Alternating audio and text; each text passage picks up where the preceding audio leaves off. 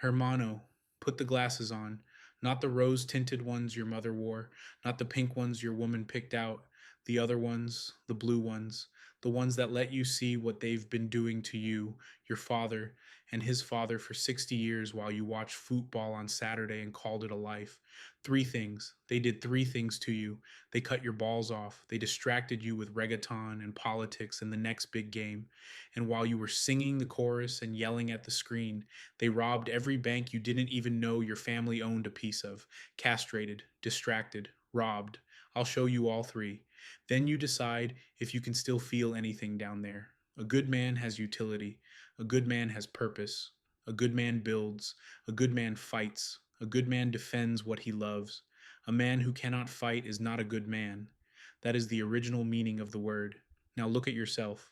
When was the last time you fought for anything? Not posted, not screamed at a screen, fought with your body, with your name, with your money, for something you actually believe in. Can you remember? Neither can your father, neither can his father. 3 generations they've been working on this. They started before you crossed the border. They started before your grandfather crossed it. They cut your balls off. You didn't notice because they didn't use a knife. They used a screen. They used a song. They used a beer. Every hour you spent doom scrolling was an hour they spent sanding you down. Every porn tab, every dating app left swipe, every Bad Bunny lyric you mouthed in the car like it meant something. Reggaeton is hypnosis. Listen to the lyrics, not the beat, the lyrics. Every other line is a man bragging about money he didn't earn or a woman he doesn't love. Every chorus is sex sold in a 4-minute loop. Bottles, ass, chains, more ass. That's the program. They run it on you 4 hours a day. You memorize it. You hum it on the work site. You rap it for your daughter in the back seat. That's the cut. They didn't even hide it. They put it in the song. And then there's the block. Friday night, Saturday night, Sunday brunch, drinking every weekend, smoking every weekend, eating sludge every weekend, calling it living, calling it Latin culture, calling it what makes us happy. Brother, that's not happy. That's anesthesia. You're sedating yourself because you can't stand looking at what you've become. So you eat, so you drink, so you smoke, so you scroll, so you sing about Bishotes who don't know your name. But here's where it gets darker. The same algorithm is on our women too. She's being told her dreams are bigger than the man in front of her. She's being told the 11th seat at a king's table is worth more than the only seat at hers. She's being told to wait. Wait for the upgrade. Wait for the yacht. Show her the yacht. That's the program now. Show her a bottle of Don Julio on a boat in Tulum, and she stops noticing the man in the work boots in front of her. He builds, he provides, he shows up. She wants the boat. She doesn't want the household. She doesn't want the children. She doesn't want the husband. She wants the photo. She wants the lights on the post. She wants the comments. Then, if she gets bored, divorce, half of everything, or pregnancy without the marriage, child support every month for 18 years. Either way, she's paid. Either way, the man works. Either way, the children are raised by the system because mom is at the salon and dad is at the job. Love isn't love anymore. Love is a transaction. The Matrix needs less of us. AI is here. Robots are here.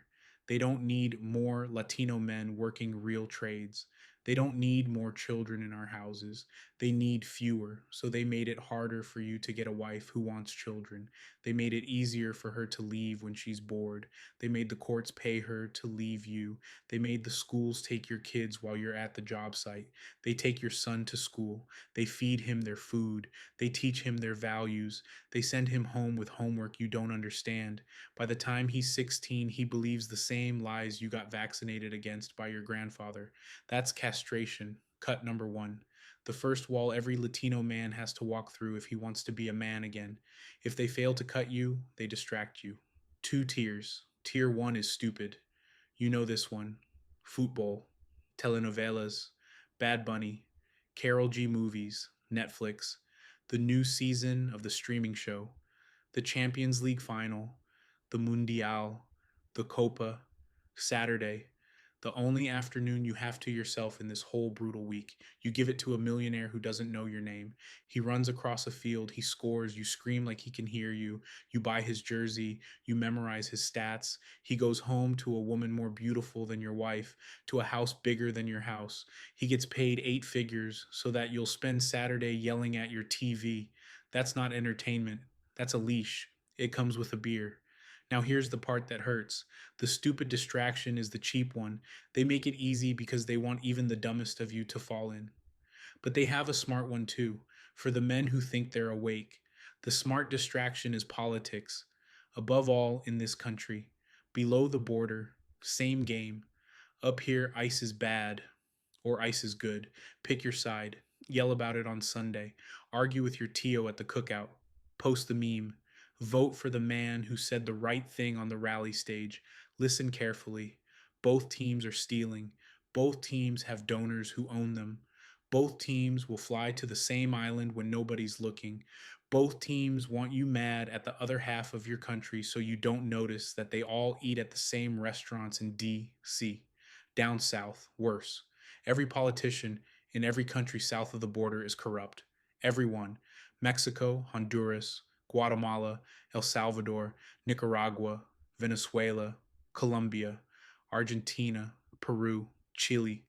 Doesn't matter the flag, doesn't matter the party. They steal. They've been stealing for 100 years. The cartels they pretend to fight are paying their salaries. The mining companies they pretend to regulate own their houses. That's why your country is poor. Not because Latino men can't build. Not because the soil is bad. Not because the climate is hard. Because the men in the suits at the top stole everything that wasn't nailed down. And the men in the suits at the top of this country took the rest. 2 countries, 1 game. You know who has the nice things back home? Not the priest, not the teacher, not the mayor, the cartels. The cartel boss has the ranch. The cartel boss has the helicopter. The cartel boss has the beautiful wife and the beautiful daughter and the beautiful mistress. The cartel boss has the bodyguards and the ammunition and the courtroom in his pocket. Why? Because evil pays. That's the lesson they taught your village by example, not in a textbook, in real life, day after day. The good man with the trade dies poor. The bad man with the gun dies rich. Your grandfather saw this. Your father saw this. Now you've seen it. That's the smart distraction. They put a politician on the screen and a cartel boss on the corner. You pick a team. You argue with your cousin about which team is worse. You exhaust yourself. You go to bed. Wake up. Politics is football for men who read. Both teams are pedophiles. Both teams steal. Pick your favorite team of thieves and shut up about it for 1 minute. And you might notice the cartel boss already drove past you in the new SUV he didn't pay tax on. But here's the part nobody says. While you're arguing about ICE, while you're arguing about Trump, while you're arguing about Maduro, while you're arguing about whether the cousin who came up illegally deserves the same as the cousin who came up legally, the algorithm is studying every blink, every scroll, every pause, every replay. It's measuring your hate. It's measuring your fear. It's measuring how long you'll watch the rage video before you click the next one. And then it sells you back to yourself. Every minute of fight in your face, every minute of action it can extract. That's the product. You are the product. And while you fight your own brothers, the Mexican guy mad at the Salvadoran guy, mad at the Honduran guy, mad at the Cuban guy, mad at the Puerto Rican guy, you have more in common with the man right next to you on the worksite than you'll ever have with the elites in either country. Same hands, same checks, same kid in the back seat, same wife who's tired of the same fight, same enemies. But the algorithm needs you mad at him, not at them. That's distraction. Cut number 2. Now, the third move. While you were singing reggaeton and yelling at the politician and arguing with your cousin about ICE, they were robbing the bank. You think the rich are building things? You think they're starting companies that hire men and feed families and put roofs over heads? A few, the minority. The majority are stealing. Watch this. A man starts a company. The company makes nothing, sells nothing, has no customers. Doesn't matter. He calls it AI Fintech SaaS. 3 buzzwords. None of them mean anything when you stack them. Another rich man, his college roommate, gives him $10 million, buys 10% of the company that does nothing. Now, the company is worth $100 million on paper because 10% times 10 equals 100. That's the math. That's the only math that's been done. The owner gives 20% of the company away, not to engineers, not to workers, to people inside the government, senators, their cousins, their fundraisers, 20 million in free shares. A month later, the company gets a government contract for something it doesn't make. Bloomberg writes about it. CNBC writes about it. The company goes public. Stock opens at $1 a share. Bloomberg keeps writing. Stock climbs to $3. The owner sells. $210 million. To people like you, people with a Robinhood account who heard there was something hot in AI. Then the company goes bankrupt 20 months later because there is no product. There never was. The owner kept the 210 million. The senators kept their 60 million. The first investor kept his 30. You, the hammer swinging, tile laying, drywall hanging man with $1,200 in Robinhood, got back 12 cents on every dollar. That's the steal. That's how they're getting paid while you're getting up at 5 and going to the job site. Multiply that by 10,000 companies a year. Multiply that by 20 years. That's what trillions of dollars look like leaving your pocket and entering theirs while you watch the game and yelled at the politician. Down south, it's the same game in a different uniform. The president's son owns the new tower. The senator's cousin owns the import license. The cartel boss owns the highway. Different costumes, same mechanic. They all steal. They all build nothing. And they all sit on a beach while your village goes without water for the third week in a row. Now listen, money is not the goal. That's what the rich tell you when they want you to stay broke. Money isn't everything, mijo. Be humble. Be happy with what you have. God provides. That's the line. Memorize it. Then stop falling for it.